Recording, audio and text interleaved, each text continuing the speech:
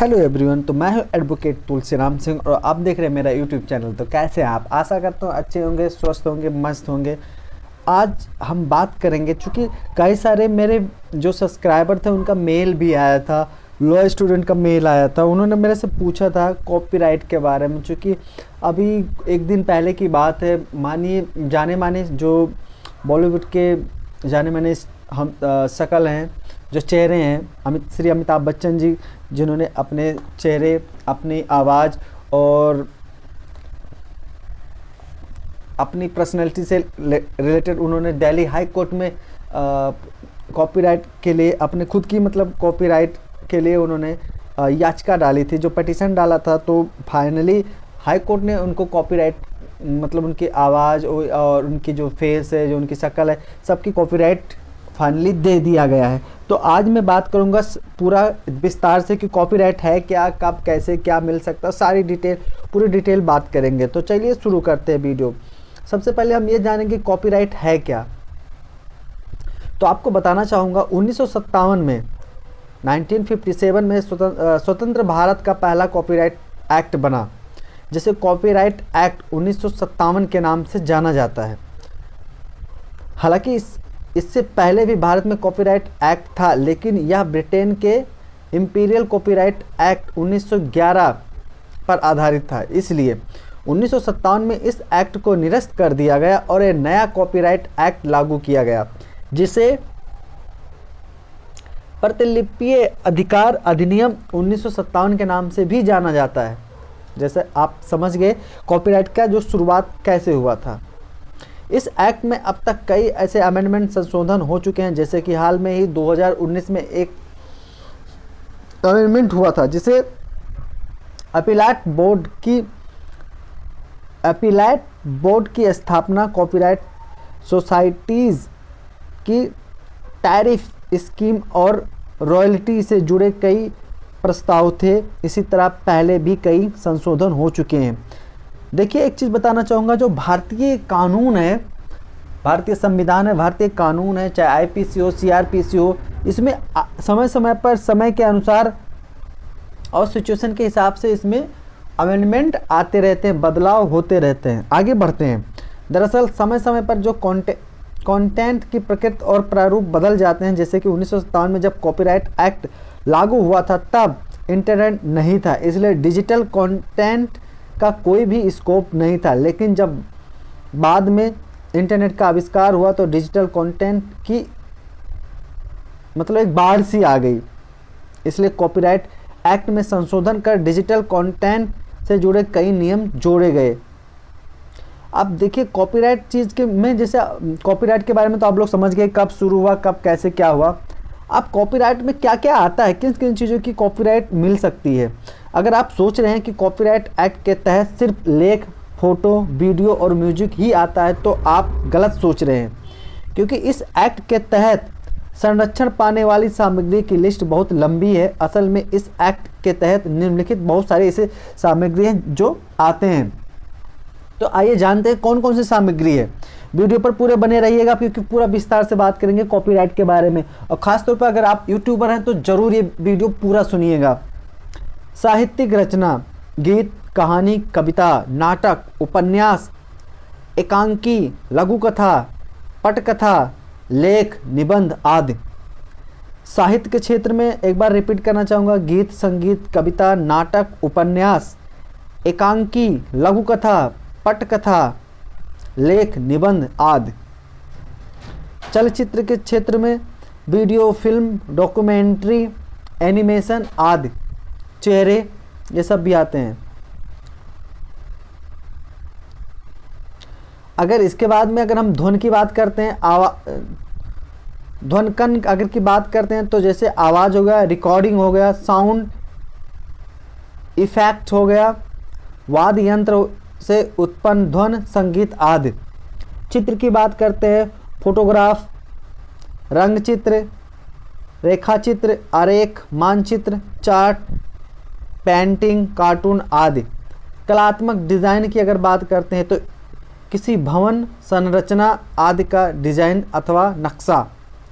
उत्कीर्ण दीवार, शिलाखंड, धातुपत्र, काष्ठ, पत्थर आदि पर भी उकेरी गई आकृति।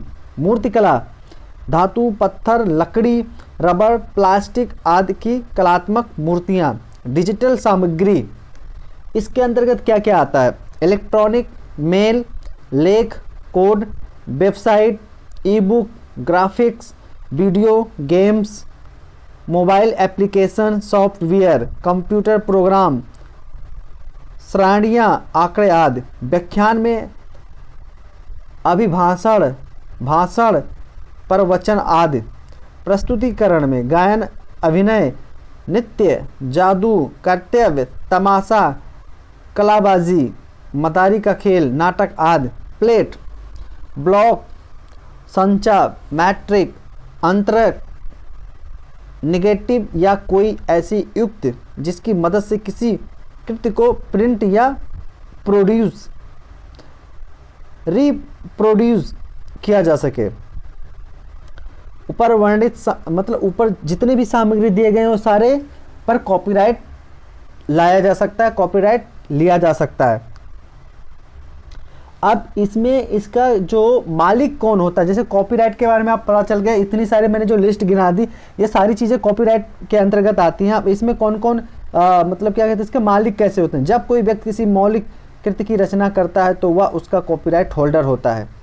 जब किसी चीज़ को कोई बनाता है, चाहे धुन हो चाहे कुछ भी हो, तो वो उसका मालिक होता है, यानी उस कृति पर उस व्यक्ति का मालिकाना हक होता है। अगर अधिकार की बात करें तो कॉपीराइट एक्ट 1957 के तहत कॉपीराइट धारक को निम्न अधिकार दिए गए हैं। जो कॉपीराइट धारक होता है उसको निम्न अधिकार दिए हैं।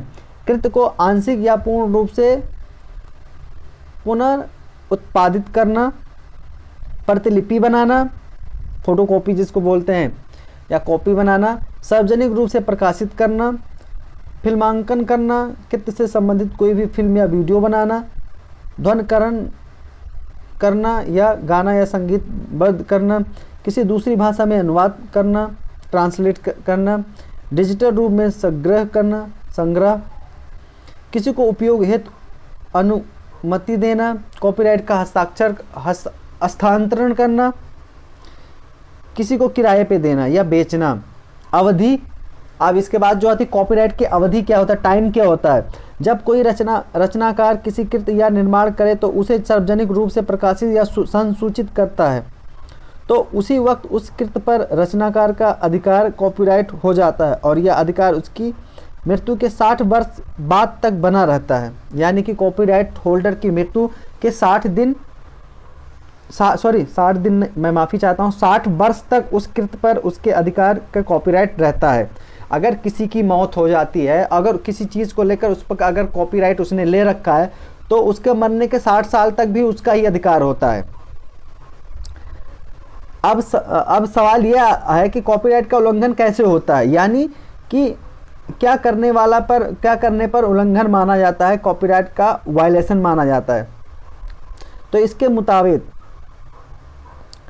जैसे किसी ने कोई भी धुन बनाया, कोई चीज़ किसी ने बनाया है, आइए उसमें देखते हैं तो कैसे होता है। प्रतिलिपि बनाना, किसी भी चीज़ की कॉपी बनाना या डुप्लीकेट बनाना। आंशिक रूप से कॉपी, नकली या चोरी करना, जैसे भी बदलाव करके तोड़ मरोड़ कर फिल्म फिर से बनाना,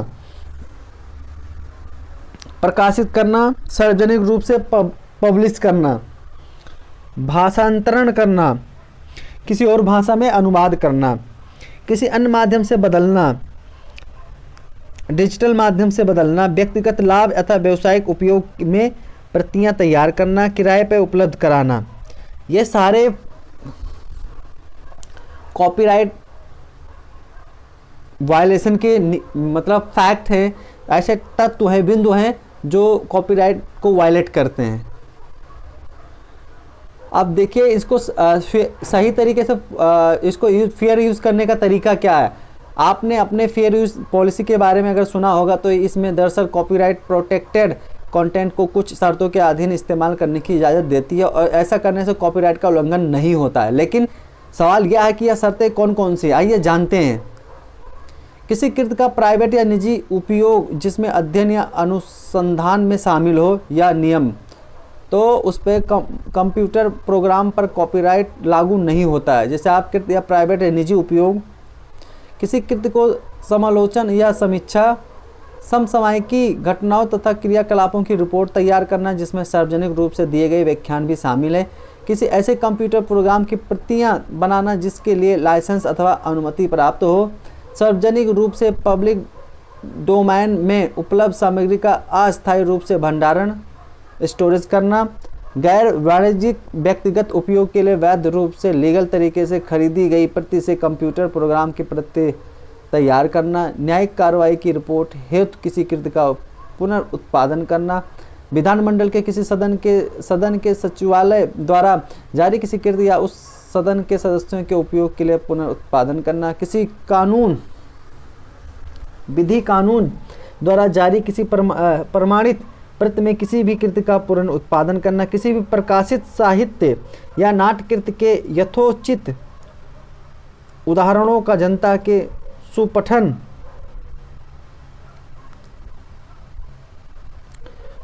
में उपयोग करना, परीक्षा में के प्रश्नों में उत्तर में पुनरुत्पादन करना, किसी शिक्षण संस्था के क्रियाकलापों में किसी भी साहित्यिक निश्चय से संगीत या कृत्य में, फिल्म में, चलचित्र या ध्वनि में प्रस्तुतिकरण करना, ये कॉपीराइट को वायलेट नहीं करता, तो वहाँ पे आप यूज कर सकते हैं।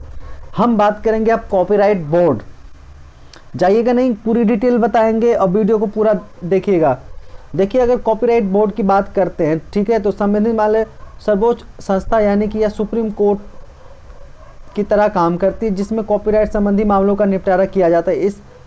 इसका अध्यक्ष उच्चतम न्यायालय का मौजूद भावी अथवा पूर्ण न्यायाधीश जज होता है। इसके अलावा बोर्ड में 2 सदस्य होते हैं, साथ ही कई अधिकारी व कर्मचारी होते हैं जो बोर्ड के कामकाज में मदद करते हैं। इन सभी अधिकारियों और कर्मचारियों की नियुक्ति अध्यक्ष के परामर्श पर सेंट्रल गवर्नमेंट केंद्र सरकार पे किया जाता है। कॉपीराइट रजिस्ट्रेशन कैसे होता है?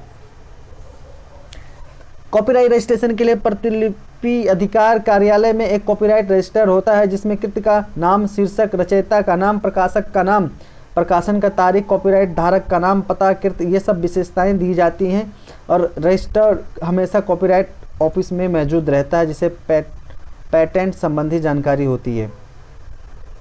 लेकिन सवाल यह कि पेटेंट के लिए क्या करना पड़ता है? यह बहुत आसान है। दरअसल किसी भी कृत्य को पेटेंट करवाने के लिए आपको निर्धारित प्रारूप आवेदन देना पड़ता है, यानी कि कृत्य का नाम, शीर्ष, प्रकाशक, तारीख, प्रकाशक का नाम, कॉपीराइट होल्डर का नाम, ये सब सारी चीज़ें देनी होती है।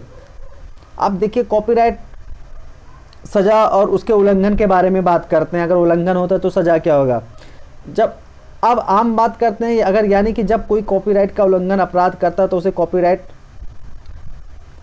का दोषी माना जाता है और उसे क्या क्या सज़ा मिल सकती है। अगर कोई कॉपीराइट का उल्लंघन करता है तो उसे कम से कम 6 माह से अधिकतम 3 साल तक की जेल हो सकती है। 50,000 रुपये से अधिक 50,000 से 2 लाख तक का जुर्माना हो सकता है। अगर कोई ऐसा बार बार करने का या दोबारा या तिबारा करता है तो कॉपीराइट का उल्लंघन करता है तो उसे 1 साल से लेकर 3 साल तक की जेल, कम से कम 1 लाख से 2 लाख तक का जुर्माना हो सकता है। अगर कोई व्यक्ति किसी कंप्यूटर प्रोग्राम की अति उल्लंघनकारी प्रति क्रैक्ड मोड वर्जन अपने कंप्यूटर को जानबूझकर उपयोग करेगा तो वो कम 7 दिन और अधिकतम 3 साल तक के जेल और कम से कम 50,000 से लेकर 1 लाख रुपए तक का जुर्माना भर सकता है। तो आप लोग ये चीज़ समझ गए होंगे, आशा करता हूँ, और काफ़ी अच्छे से समझ रहे होंगे। अगर कोई आप लोगों का डाउट होगा तो आप मुझे ज़रूर प्लीज़ कमेंट बॉक्स में कमेंट करना और वो डाउट मैं आपका क्लियर करूँगा।